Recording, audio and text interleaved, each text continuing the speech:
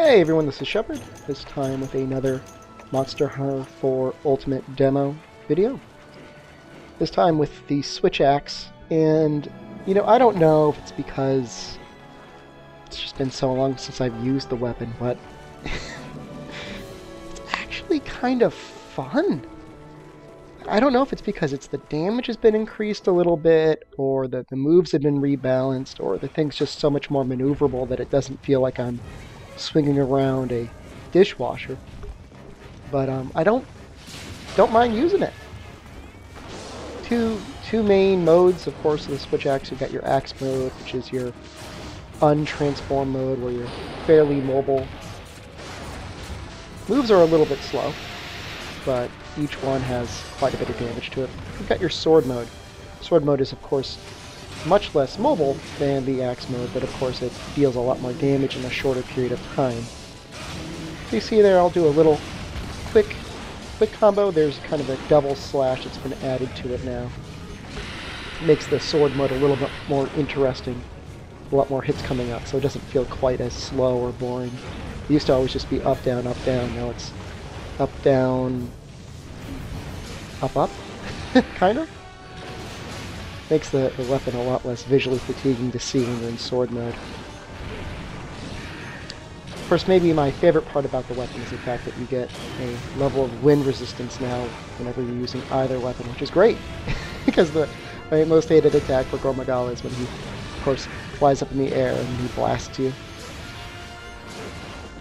So my main strategy is going to be trying to get the up slash or overhead slash hits in with the Axe mode until he trips, in which case I'm going to switch back over to the sword mode, get a couple quick slashes out, and then use the sword mode. Now that might have been an okay time to switch into sword mode, but I don't feel that bad.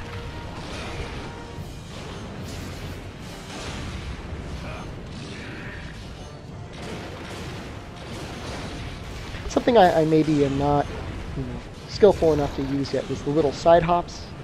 The weapon actually has a lot of really great invincibility frames when it comes to using the side hops, and it's definitely worth trying to use more often if you can.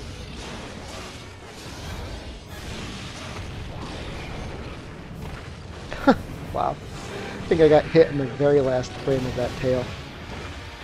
Okay. Getting blasted back there wasn't that bad. I at least got one little hit off. Oh! And another ride.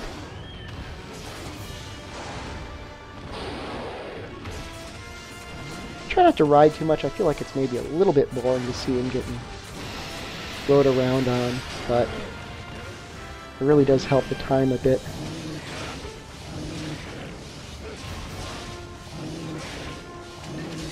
I feel like you get those 5 hits off, and then the blast, that's about as good a combination of damage as you're going to get.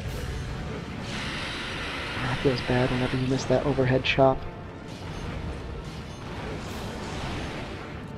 And just whiffing in the air, too. Oh, what are you going to do?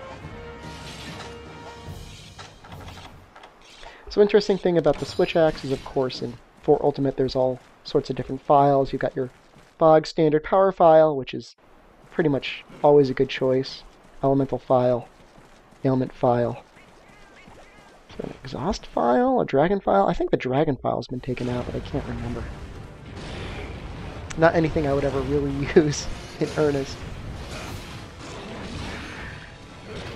Hard to justify using anything other than the power file, because it's never a bad choice. Now this side is side slash here. Probably not the best hit to use unless you've really got a pretty decent element going. But as long as you follow it up with the axe chop, it really isn't too terrible. It does a pretty comparable damage to whatever your normal combo would do. Of course, it does reduce your sharpness by quite a bit because you're hitting so many more times.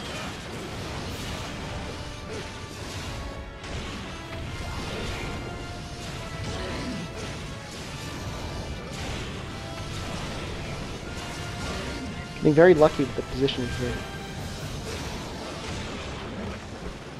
very lucky.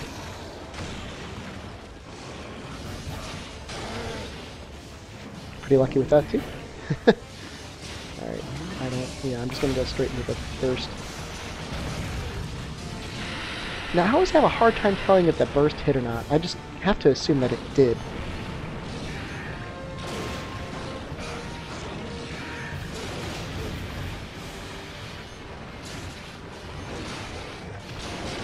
There we go. Switch Axe, of course, one of the weapons with the best vertical reach in the game. Pretty good choice for a large monster or a flying monster, depending on whatever you're trying to hit.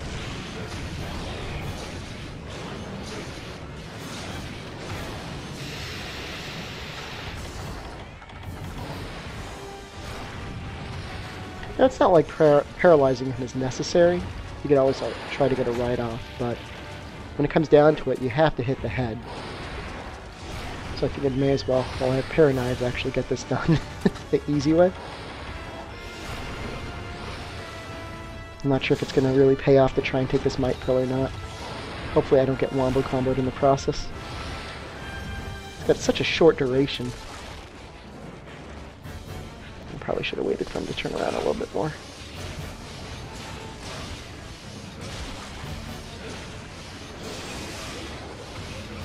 Oh, that worked out beautifully. Nice thing is the weapon has such a wide range that you're probably always going to hit something. Even if you're not hitting exactly what you would have wanted to hit, probably going to hit something. So it's never really a wasted attack just to be swinging around the sword wildly like I was. Now, he's got to be getting pretty weak at this point. I feel like I've done really well so far.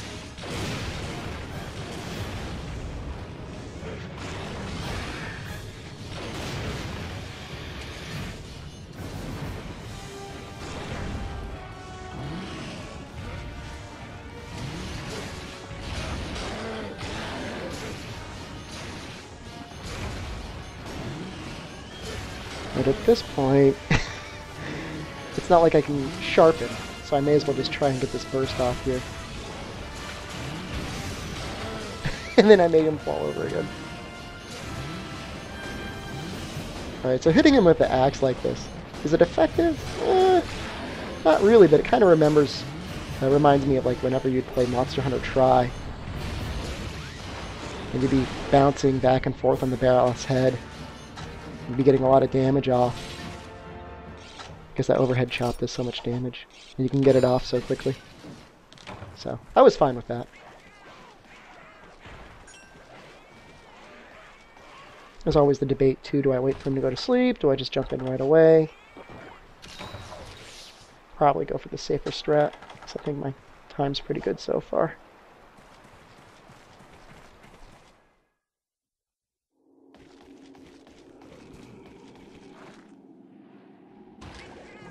Hard to really determine whether these are effective or not, these large barrel bombs, because it's like the monsters kind of like high rank amount of life, sort of, from what I can tell.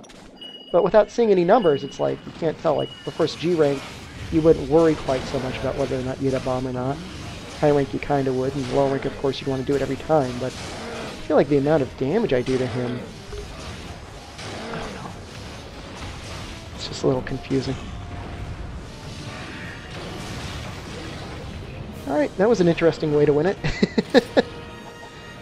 Alright, just shy of 9 minutes. 9 minutes. 6 seconds. I don't know, I could really see myself using the Switch Axe more.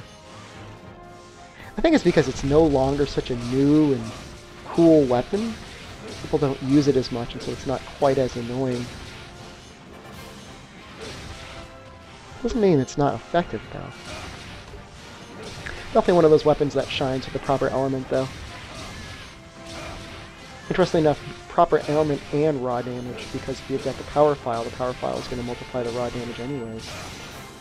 Because it probably really depends on the file you have. If it's an elemental file, you're going to want high element, vice versa. Although raw is always good.